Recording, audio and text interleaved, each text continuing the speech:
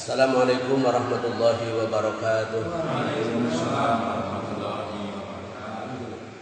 Hamdan lillah wa syukru lillah, la haula wa la quwwata illa billah. Assalatu wassalamu ala rasulillah wa ala alihi wa ashabihi wa mawala wa man tabi'a hudahu bi ihsanin ila yaumil qiyamah. Rabbi shrah li sadri wa yassir li amri wa hlul 'uqdatam min lisani yafqahu qawli. قال الله تعالى في كتابه الكريم أعوذ بالله من الشيطان الرجيم وما أمروا إلا ليعبدوا الله مخلصين له الدين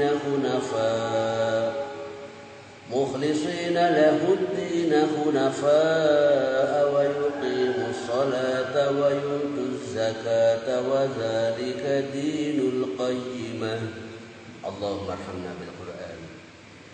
Alhamdulillah, bersyukur kepada Allah pagi hari ini, hari yang ke-24.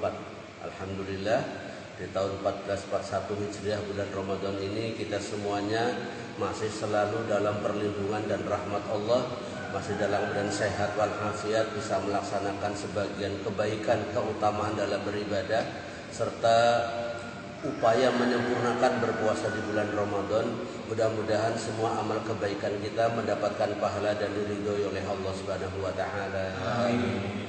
Salawat dan salam semoga Allah limpahkan kepada Nabi Agung Muhammad sallallahu alaihi wasallam, kepada keluarga, sahabat dan seluruh umatnya. Mengawali kajian kita, mari bersama-sama membaca lafal basmalah.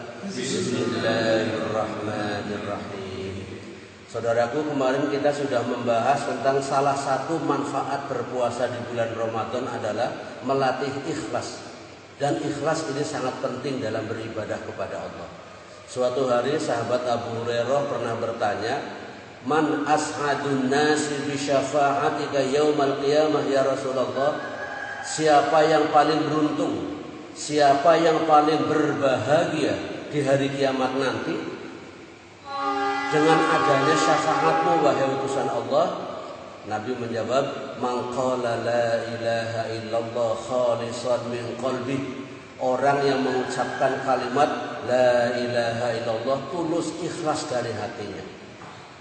Kemudian dalam penjelasan disebutkan bahwa ciri-ciri orang yang ikhlas dalam mengucapkan kalimat thayyibah, kalimat tauhid adalah ijtinabu ma maharimillah, menjauhi apa-apa yang dilarang oleh Allah. Kalau ada seorang sudah mengaku muslim tapi masih betah dengan kemaksiatan, dengan dosa, dengan riba dan hal-hal yang dilarang dalam agama, mungkin tauhidnya belum ikhlas. Dalam menyandarkan diri, menyandarkan hati, menyandarkan nasib, menjadikan Allah sebagai satu-satunya Tuhan, ini mungkin belum ikhlas, sehingga masih betah dengan hal-hal yang dilarang oleh Allah. Maka ciri-ciri orang ikhlas ini adalah orang yang menjauhi hal-hal yang dilarang dalam agama.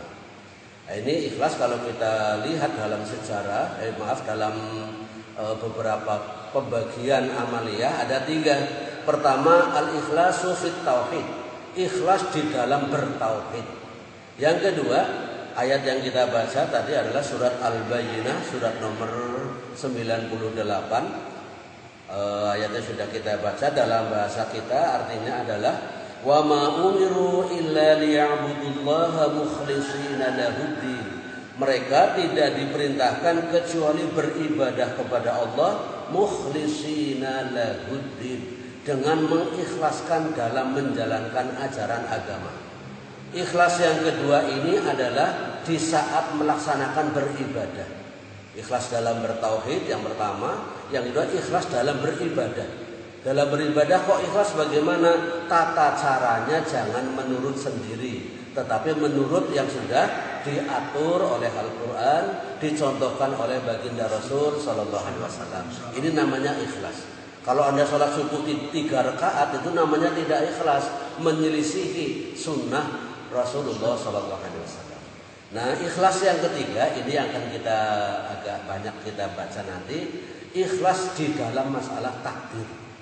Kita ingat rukun iman ada 6. Iman pada Allah, iman kepada para malaikat, iman kepada kitab-kitab, iman kepada para rasul, iman kepada hari kiamat, dan yang keenam iman kepada qada dan takdir. tentang masalah qada dan takdir ini, apa yang disampaikan oleh Rasulullah lewat hadis Abu Dawud dan Ahmad ini, beliau menyebutkan wa ta'lamu annama asabaka, kamu harus tahu betul, harus paham betul, harus mengilmui. Ma asabaka, apa saja yang menimpa kamu, lam yakun liyukhti'aka, tidak akan meleset. Wa ma akhta'aka lam yakun liyusibaka, apapun yang akan menyelisihi, meleset dari kamu tidak akan menimpa kamu. Ini namanya beriman kepada takdir. Bahwa apapun yang terjadi pada diri kita adalah sesuatu yang sudah Allah kehendaki. Maka kalau kita mungkin dalam takdir hidup kita, nasib hidup kita kok buruk, mengalami bencana besar, bisnis ditipu oleh seorang, intinya bukan masalah bisnis ditipu, bahwa rizki Anda sedang diambil kembali oleh Allah. Rizki Anda, harta Anda sedang dikurangi oleh Allah. Oh, ini gara-gara si A saya bangkrut. Kalau tidak ada si A pun Allah akan mendatangkan orang lain. Ini harus kita sadar tentang hal itu. Kita lihat waktu Nabi SAW mau hijrah, itu dalam satu riwayat menyebutkan ada beberapa lubang di Gua Saur yang oleh Abu Bakar sudah ditutup semua. Ini lubang yang satu ini sudah ditutup, kok buka lagi. Maka akhirnya lubang itu ditutup oleh jempolnya Abu Bakar. Nah, kemudian jempol ini akhirnya digigit ular. Nah, setelah digigit ular, bengkak, kemudian Abu Bakar menangis, air matanya menjatuhi pipi Nabi karena Nabi tidur di kaki Abu Bakar. Maka kemudian Nabi terbangun. Apakah kamu menyesal mengikuti saya hijrah ke Madinah? Tidak. Tapi kenapa kamu menangis? Kaki saya, ibu jarinya digigit ular, sehingga jantungnya sudah racunnya sudah mulai merambat hampir ke jantung. Kemudian oleh Nabi SAW lukanya dipegang, kemudian ditekan dan diludahi, kemudian didoakan dan sembuh. Kemudian ular itu keluar lagi dan ditanya dalam bahasa ini, Nabi berbicara tapi Abu Bakar tidak tahu. Kemudian Nabi ditanya, itu apa tadi? Ular ini sudah menunggu beberapa tahun di sini, ingin melihat saya, tapi kaki kamu menghalang-halangi, maka kaki kamu digigit. Ini satu persoalan bahwa apa yang harus terjadi pada diri kita pasti akan terjadi, yang kemudian yang akan meleset pasti tidak akan terjadi. Nah, kalau kemudian kita sudah terlanjur terpuruk, terlanjur dalam kondisi yang tidak baik, maka ada 3 cara agar kita keluar dari krisis itu, keluar dari keterpurukan, keluar dari takdir buruk atau nasib buruk. Yang pertama, berdoa. Kita ingat dulu Musa alaihissalam waktu dikejar Fir'aun sudah sampai pinggir laut. Kalau tidak ada pertolongan Allah tentunya mereka mati semua. Tetapi Allah memerintahkan agar Musa alaihissalam memukul lautan sehingga bisa nyebrang laut dan tentara orang kafir pada waktu ditenggelamkan. Doa. Yang kedua, Rasulullah dalam hadis At-Tirmidzi pernah menyampaikan, artinya saja ini karena waktunya terbatas, tidak ada yang bisa menolak takdir Allah kecuali dengan doa. Nah, ini satu persoalan. Kalau kita ingin keluar dari takdir buruk kita, nasib buruk kita, perbanyaklah doa. Ini salah satunya. Kemarin sudah kita bahas waktu-waktu yang mustajab kapan saja dan lain sebagainya. Tentunya diawali dengan keikhlasan. Pertama ikhlas dulu, ridho dulu, menerima takdir yang ada sekarang. Kok saya disakiti orang, kok saya ditipu orang, kok saya dizolimi orang, kok saya difitnah orang. Ikhlas saja.